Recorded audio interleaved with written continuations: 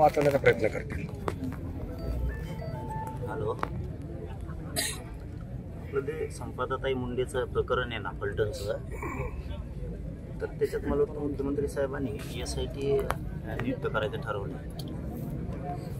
ते कुठपर्यंत ते प्रोसिजर मला लगेच सांगतात. हा लगेच मी आलो इथं कुटुंबाची भेट द्यायला गोडवणीला, आईवडिलाशी भेटले. मला ते अर्जंट सांगा लगेच. हो हो साहेब असले तर द्या लगेच. ठीक बघा लाईन हे मला अर्जंट कळवा मला लगेच. बरं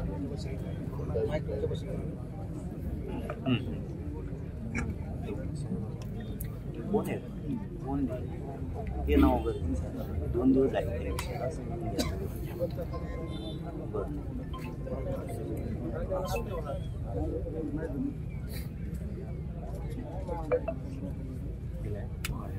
आपल्याला त्याच्यात असं करता येतं का न्यायमूर्ती घेता येते?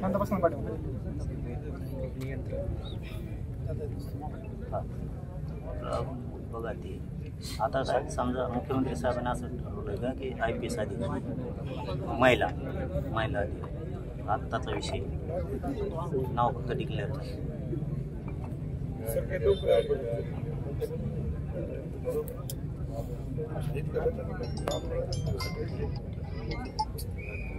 त्याच्यात ठीक आहे तिथपर्यंत ठीक आहे.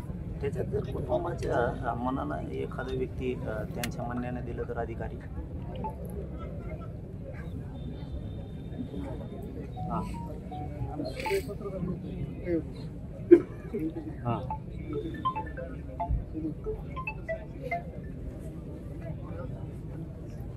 असं होऊ शकतं का?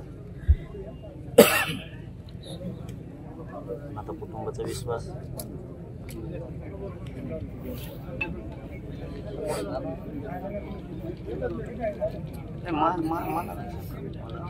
माझा विषय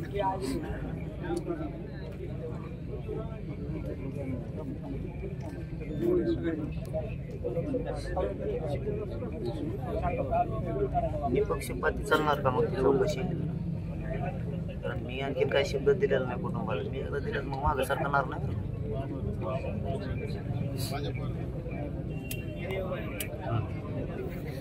नाही त्याबद्दल तर त्यांचाही विश्वास आहे. मी त्यांच्याशी चर्चा केली तशी.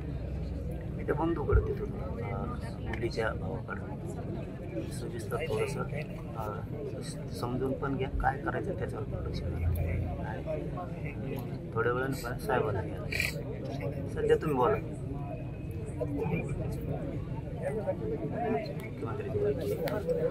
हॅलो हां मी तिचा भाऊ बोलते संपदाचा.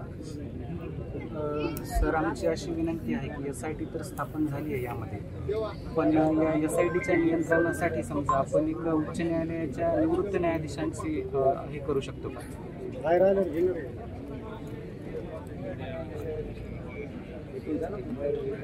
हो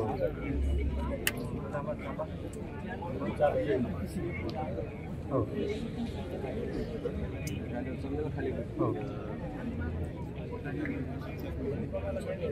हो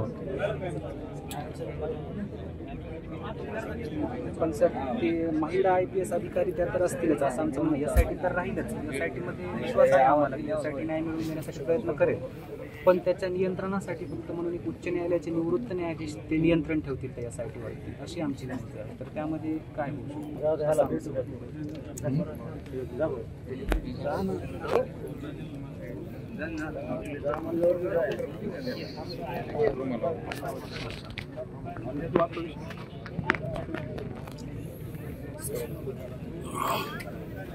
ठीक आहे. तसं सर तुम्ही मुख्यमंत्री साहेबांशी बोलून आम्हाला कळवा. आणि यामध्ये आम्ही जर एखाद्या आमचा अधिकाऱ्यावरती विश्वास आहे असं जर आम्ही सांगितलं की या अधिकाऱ्यांचा यामध्ये SITमध्ये समावेश करा, तर अशी आम्ही रिक्वेस्ट करू शकतो का? मग चालेल.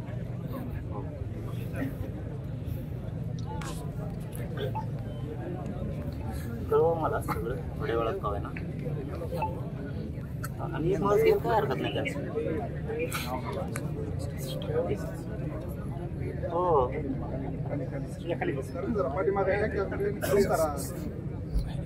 हां